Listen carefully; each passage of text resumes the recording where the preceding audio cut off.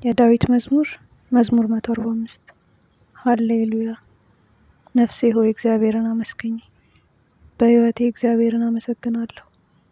በምኖርበት ዘመን ሁሉ ለአምላኬ እዘምራለሁ። ማዳን በማይችሉ በሰው ልጆችና ባለቆች አትታመኑ። ነፍሱ ትወጣለች፣ ወደ መሬትነቱም ይመለሳል። ያን ጊዜ ምክሩ ሁሉ ይጠፋል።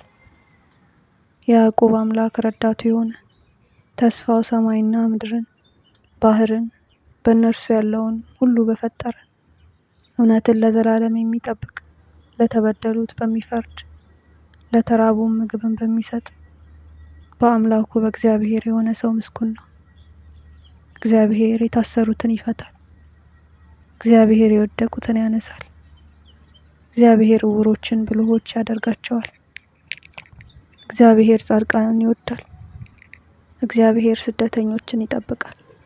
ድሀ አደጎችንና ባልቴቶችን ይቀበላል።